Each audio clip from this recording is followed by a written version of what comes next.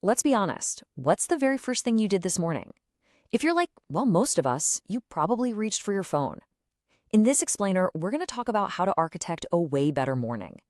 I'm going to show you a super simple strategy to actually rewire your brain for more happiness and focus. And you can do it all before you've even had your first cup of coffee.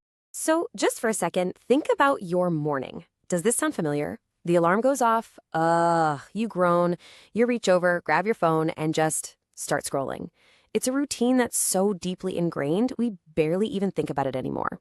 It's what I call the morning autopilot, and most of us are flying blind straight into a wall of digital noise. This quote, this right here, is the absolute heart of the problem. Just think about that for a second. Before our brains have even fully booted up for the day, we are handing over the keys to our mood to a bunch of algorithms. It's a massive, unthinking decision we're all making every single day. You know, we all have this picture in our heads of an ideal morning, right? Waking up with the sun, maybe doing a nice stretch, feeling calm and centered.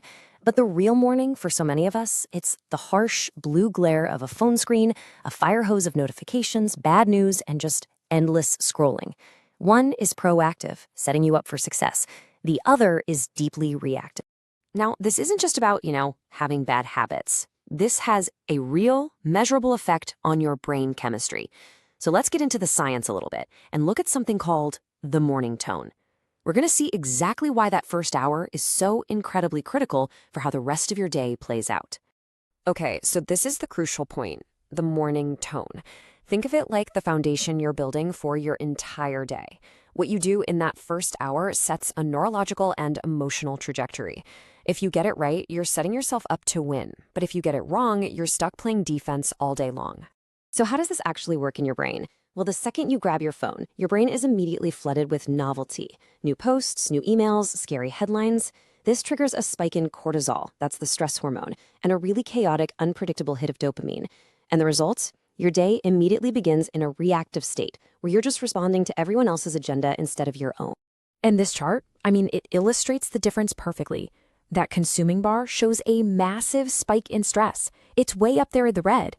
But just look at the creating bar. It's dramatically lower, nice and green. You literally get to choose which bar you start your day with. The difference couldn't be more clear. Okay, so that's the problem, but what on earth is the solution? Well, it's not complicated, I promise. It's actually a really simple but powerful philosophy that completely flips the script and allows you to take back control of your morning and, yeah, by extension, your entire day. This is it. This is the whole rule right here. Before you consume a single piece of content from the outside world, no emails, no news, no social media, you must create something. Anything. It's all about shifting from being a passive receiver of information to being an active agent in your own life, right from the moment you wake up. And look, creating doesn't have to be this big, scary thing. We're not talking about writing a novel before breakfast, okay? It can be as small as journaling one single sentence, or just planning your top 3 tasks for the day. It could even be just doing 5 minutes of stretching. The goal here is any small, intentional act that comes from you, not from the outside world. So why does this simple trick work so well? It's because it builds something called confidence momentum.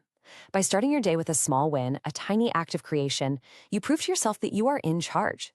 This creates this awesome positive feedback loop that carries you into your day with a sense of focus and purpose. So, I want to end this with a direct challenge for you. Because, it's one thing to understand all this stuff in your head. It's a completely different thing to actually put it into practice. So this is your chance to test it out for yourself. The question is pretty simple, isn't it?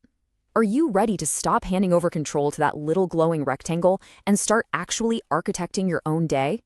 If the answer is yes, then here is your mission. For just 1 week, that's it. 1 week is all I'm asking. Step 1, tonight, put your phone across the room before you go to sleep. Step 2, and this is the hard part, when you wake up, do not touch it. Step 3, pick one tiny create task from that list we showed. Step 4, do it for just 5 minutes. And step 5, only after you've done that are you allowed to plug into the world. That's the whole challenge. Simple, but definitely not easy.